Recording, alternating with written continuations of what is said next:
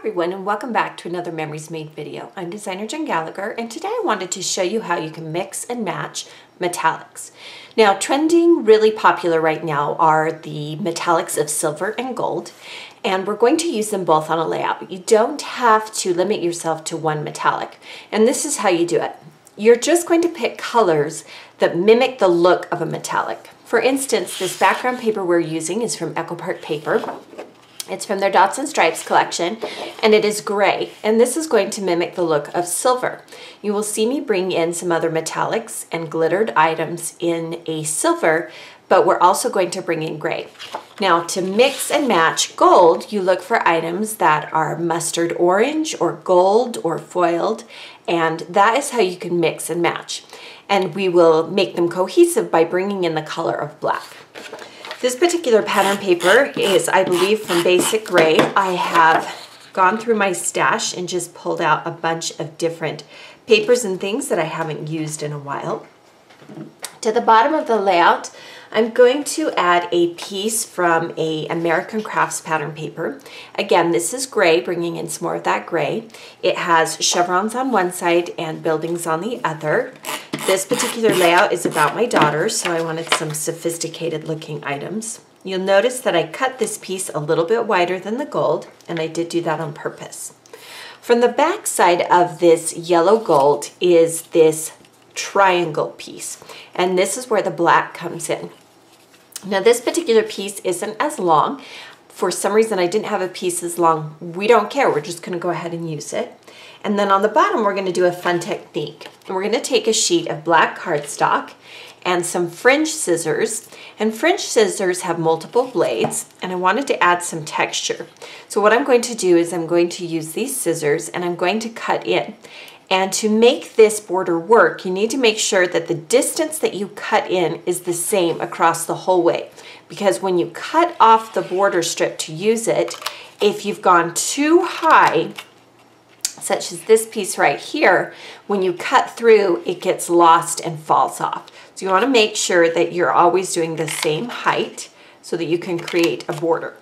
Once you have cut the whole border, you can fringe it and wrinkle it as much as you want. Now, I went ahead and did this step ahead of time. Again, you can see what I'm talking about when I'm saying cut those border pieces about the same height each time. That way, when you attach something on top of it, such as this pattern paper, it actually fits perfectly. I'll just go ahead and trim off the extra fringe. And when I do that, I try and trim right where a fringe piece starts and ends. And again, just wrinkle them up. Distress them a little bit with your fingers until you get a good feel. And you can leave off the distressing part if you like it just to have that fringe effect. And we'll attach this here across the bottom, slightly covering up some of that orange paper. Then to the top of that, we're going to take some washi tape. And this is just some black dot washi tape. I don't know who the manufacturer is. I've had this tape for a while and it no longer is in its packaging. And so just look for some that is black in your stash. Now, to do some layering, I'm going to use a couple of different products from different manufacturers. And one thing that I wanted to start with was a pocket from Fancy Pants, and then a library card pocket. Now, I'm not going to do much to this other than just leave it as it is, but you could add your journaling inside the pocket if you wanted to. I'm also going to use a craft doily. Craft is a great neutral background. So to get the placement how I want, I'll place things on the page, and then I will add some additional items based on where I think they will end up on the page. And that way I get my layering exactly where I want it. Now, for something heavier like this particular pocket piece, you may want to use glue dots. If it doesn't seem to be sticking when you go to place it in your album, then go ahead and add some glue dots. Now, I want to make sure that this particular library card stays centered. So I'm actually going to add adhesive to it. This is not a necessary step. It's just if you're kind of fussy about placement. And I am, so I'm going to do that. And then inside, I'm going to add a chalkboard tag. These are awesome from Fancy Pants, and you can use a slick writer to write on these, and it actually comes with the twine already in place. And we'll go ahead and just slip that inside. Again, the adhesive is not necessary, it's just a preference. And then I'm going to trim off some of that twine at the top. Then to the actual card, I'm going to bring in a gold foil sticker from Pebbles. It's from an older collection. And we're going to run it across, and it's very subtle. It almost doesn't appear if you're not looking, but it is something that just dresses it up a little bit. Then to the chalkboard tag here, I'm going to add a lightning, or rather light bulb piece, and then I'm going to add a die cut. This is from a different Fancy Pants collection.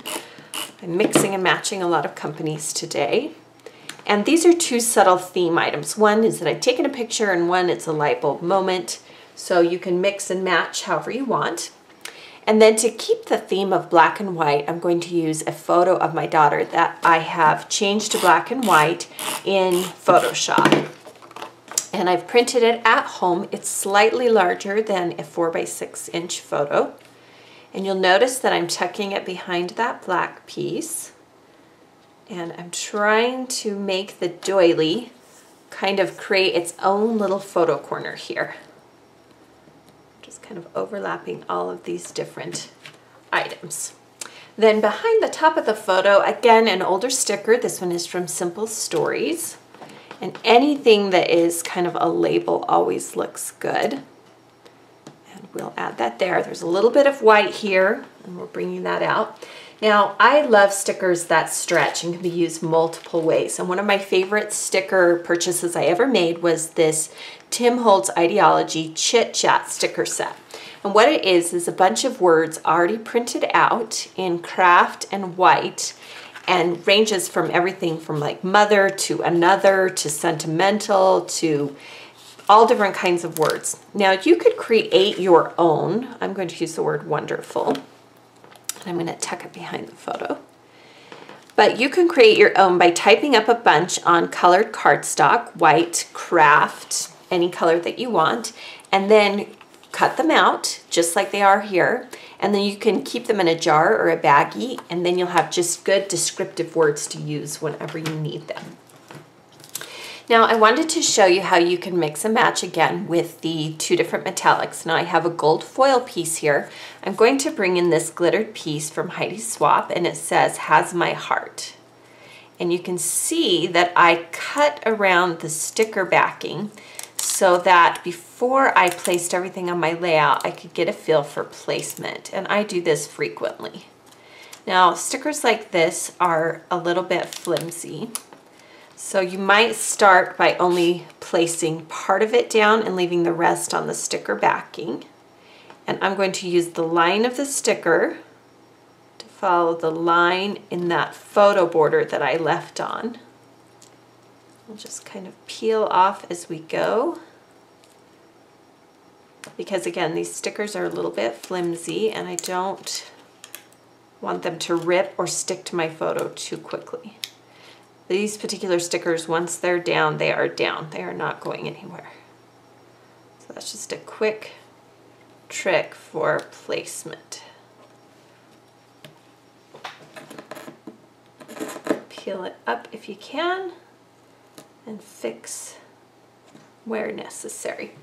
Then to the top of that particular "Has my heart," I want it to stand out a little bit more, so I'm going to add the word "she" with some thickers from American Crafts, and we'll create a layered title.